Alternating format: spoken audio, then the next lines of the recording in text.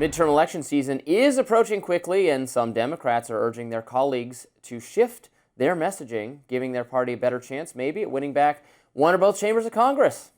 As Semaphore First reported, 4 progressive senators sent a scathing letter to their fellow Democrats last week suggesting they should embrace an economic populist message, not entirely unlike Trump did in 2024.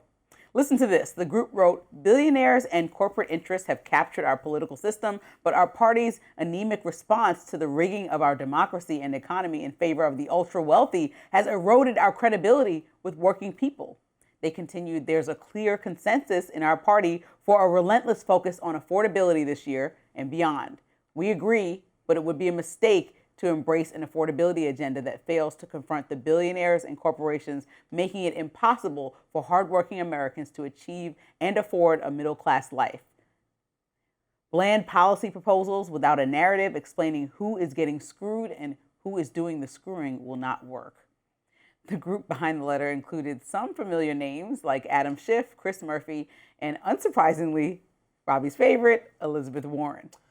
Warren's been a longtime critic of billionaires and the ultra-wealthy. She rails against corporate interests during a speech to the National Press Club earlier this month, attacking longtime Democratic donor Reid Hoffman for allegedly trying to assert influence over Kamala Harris's 2024 campaign after donating $7 million.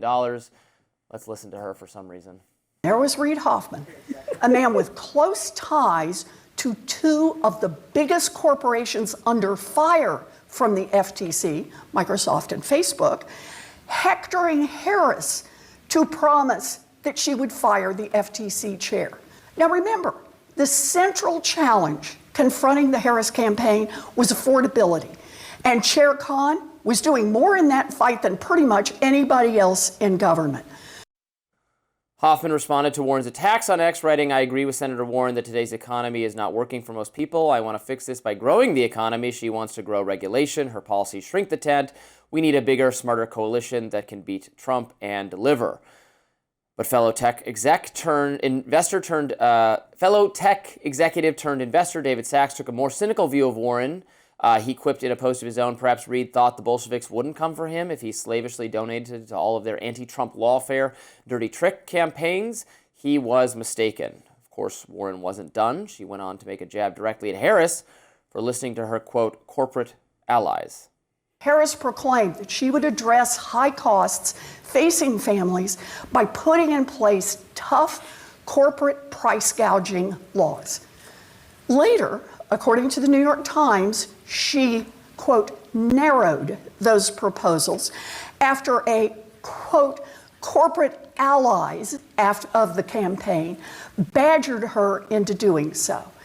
The Democrats lost an election to Donald Trump, who loudly, day after day after day, promised he would lower costs for families on day one. Listen, it was a winning message for Trump, and if Zohran Mamdani's election in New York City is any indication, a possible winning message for Democrats this time around. Well, I have no idea if it's a winning message within the Democratic Party. For all I know, it is. You just don't want to hear it from Elizabeth Warren. Well, no, I don't want it. I don't want it for the country. I would not vote for it ever. I would vote against it. I would do anything I could to prevent it. Her ideas. Reid Hoffman has it exactly right.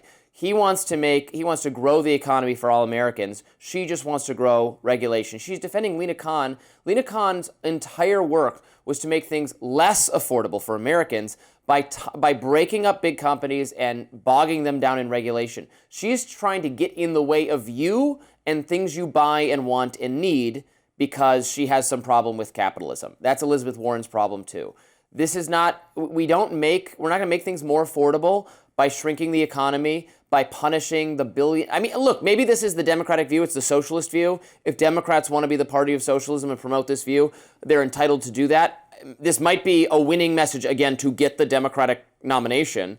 I don't think it will be a winning message to take back the White House and Congress, because I think there are enough of people in America who don't want Soviet or Chinese-style or North Korean-style communism where we mount successful and wealthy people's heads on spikes, where we chase what California is about to do, chase all of the wealthy and successful people out of the state, commit economic suicide.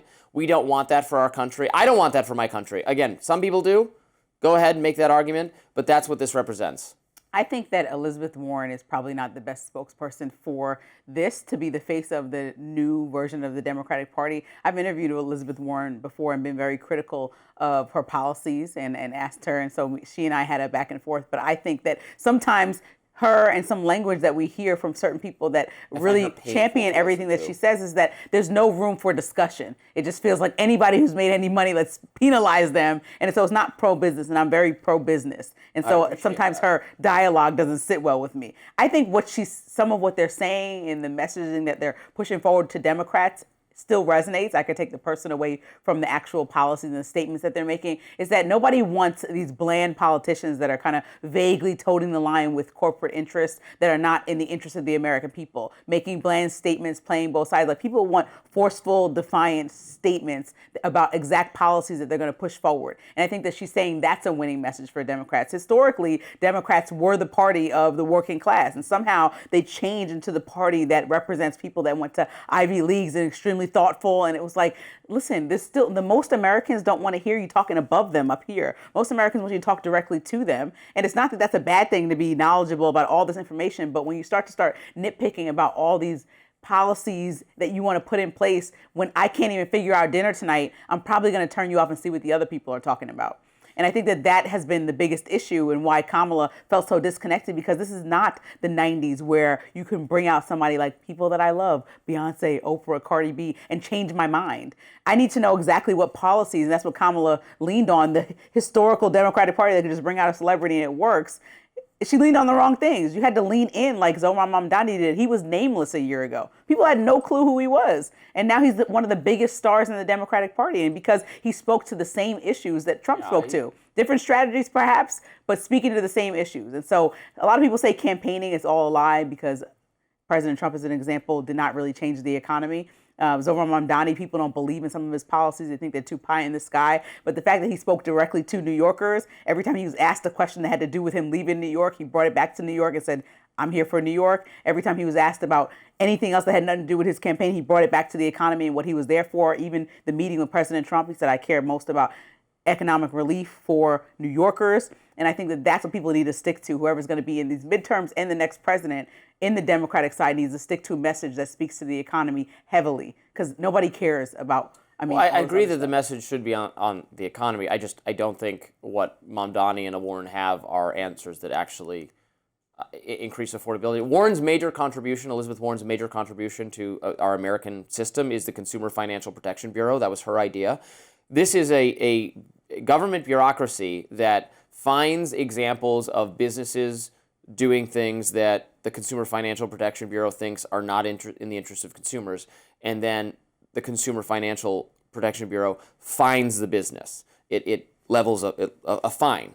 The business passes the cost of the fine onto the consumers and then continues operating as it was before. So the enforcement mechanism for what she does raises prices by default, because all of that just gets passed on to the consumer. So there's this magical non-economic thinking about this, that we can somehow transform our economy by destroying successful companies, punishing them, scrutinizing them, and that those costs don't get passed on to the American people. That's totally intellectually bankrupt.